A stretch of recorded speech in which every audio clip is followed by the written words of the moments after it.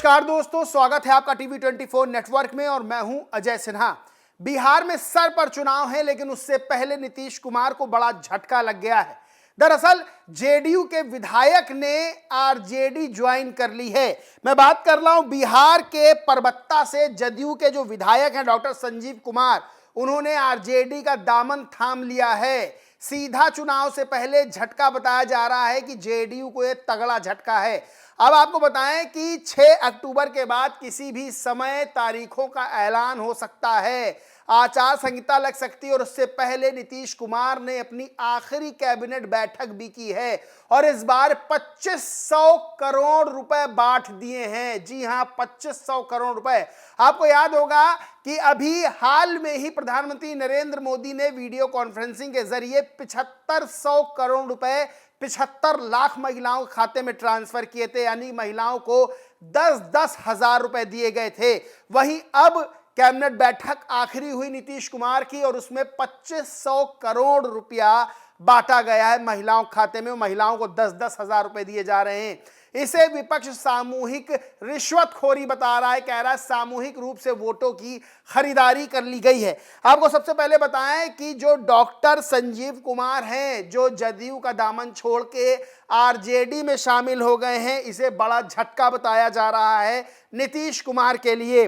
Doctor Sanjeev Kumar जो MLA हैं परबत्ता से, उन्होंने एक ट्वीट किया और लिखा, मैं अपने हजारों कार्यकर्ताओं के साथ आज दिन के 1 बजे माननीय नेता प्रतिपक्ष श्री तेजस्वी यादव जी के समक्ष राष्ट्रीय जनता दल की सदस्यता ग्रहण करूंगा। यानी चुनाव से ठीक पहले विधायक ने पाला बदल लिया है, जदयू छोड़ दी है और आरजेडी का दामन थाम लिया है। दूसरी ओर नीतीश कुमार ने आचार संहिता लगने से पहले 2500 करोड़ रुपए बांट दिए हैं। यानी अब तक देखा जाए तो 7500 प्लस 2500 करोड़, यानी कि 10,000 करोड़ रुपया चुनाव से पहले महिलाओं खाते में, यानी कि 1 करोड़ महिलाओं खाते में दिया जा चुका है। आधी आबादी, यानी आधी आबादी का वोट एनडीए अपने हिस्से करना चाहता है और इसके लिए दिल खोल के खजाना बांटा जा रहा है, पैसा बांटा जा रहा है और कहा जा रहा है कि महिलाओं को आत्मनिर्भर किया जा रहा है। सबसे बड़ा सवाल यही उठता है कि लगभग 18 साल से नीतीश कुमार मुख्यमंत्री हैं और ज्यादातर समय वो बीजेपी के सहयोग से, बीजेपी के समर्थन से बिहार के मुख्यमंत्री रहे। तो सवाल खड़ा होता है कि क्या महिलाएं बिहार की आत्मनिर्भर नहीं हो पाई? क्या उन्हें चुनाव से ठीक पहले जो 10,000 रुपए दिए जा रहे हैं उससे महिलाएं आत्मनिर्भर हो जाएंगी? सीएमओ बिहार यानी चीफ मिनिस्टर ऑफिस बिहार ने इस मामले में ट्वीट किया, लिखा, माननीय मुख्यमंत्री श्री नीतीश कुमार जी ने आज एक अणेमार्ग स्थित संकल्प से मुख्यमंत्री महिला रोजगार योजना के अंतर्गत 25 लाख लाभुक महिलाओं को 10-10 हजार रुपए प्रति लाभुक की दर से 2500 करोड़ की राशि का वितरण किया। इस तरह से 7500 करोड़ एक बांटे गए, 2500 करोड़ एक बांटे गए। आपको बताएं कि जितना वोटर है बिहार में उसका लगभग 47% वोटर महिला वोटर हैं और महिला वोटर यानी कि जो आधी आबादी है उसका बड़ा समर्थन जदयू के साथ रहा है। और इस बार फिर से एनडीए चाहता है, जेडीयू चाहता है, बीजेपी चाहती है कि जो आधी आबादी है उसका साथ हमें चुनाव में मिले।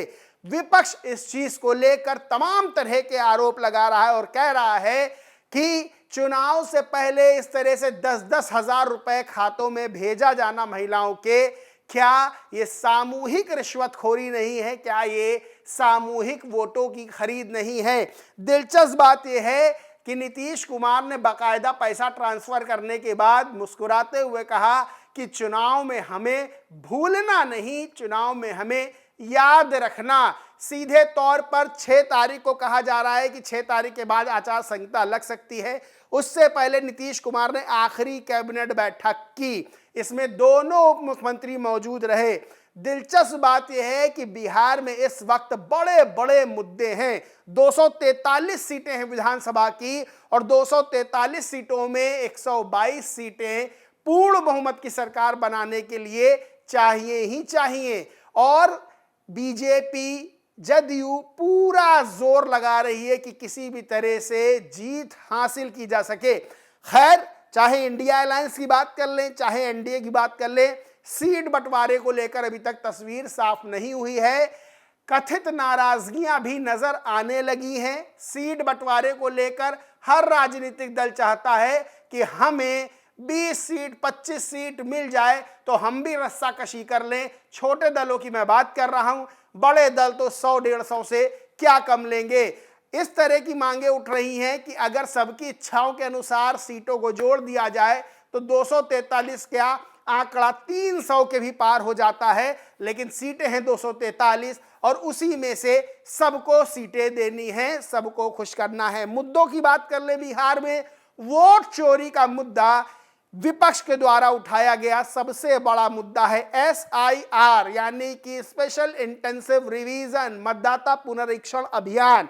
ये एक ऐसा टॉपिक है विपक्ष जिस पर बीजेपी को और जदयू को घेरता हुआ नजर आ रहा है और आरोप लगा रहा है कि दलितों के, गरीबों के, अल्पसंख्यकों के, आदिवासियों के, पिछड़ों के, अति पिछड़ों के वोट काट दिए गए हैं, यानी इंडिया अलायंस का वोट काट दिया गया है।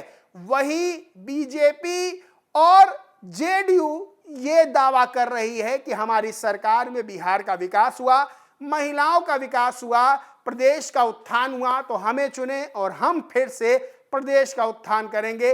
18 साल से नीतीश कुमार मुख्यमंत्री हैं, कभी आरजेडी के समर्थन से तो कभी बीजेपी के समर्थन से, लेकिन मुख्यमंत्री नीतीश कुमार ही हैं। और फिर से एक बार नीतीश कुमार के ही चेहरे पर एनडीए चुनाव बिहार में लड़ रहा है। लेकिन वोट चोरी का मुद्दा हो, चाहे एंटी इनकम्बेंसी फैक्टर हो, चाहे बेरोजगारी का मुद्दा हो, चाहे कानून व्यवस्था का मुद्दा हो, चाहे भ्रष्टाचार का मुद्दा हो, चाहे पलायन का मुद्दा हो, ये सारे मुद्दे ऐसे हैं जिसको लेकर विपक्ष कहीं ना कहीं एनडीए को यानी सत्ताधारी दलों को पीछे ढकेलता हुआ नजर आ रहा है। और बिहार में जहां आखिरी कैबिनेट बैठक हुई है तो वहीं जदयू के विधायक डॉक्टर संजीव कुमार आरजेडी में शामिल हो गए, जिसे एक बड़ा झटका बताया जा रहा है। बहरहाल दोस्तों, इस पूरे मामले पर आप क्या सोचते हैं, क्या मानते हैं, कमेंट करके जरूर बताएं। वीडियो अच्छा लगा तो लाइक करें, शेयर करें और चैनल को सब्सक्राइब नहीं किया तो सब्सक्राइब करके बेल आइकन जरूर दबा लें। धन्यवाद।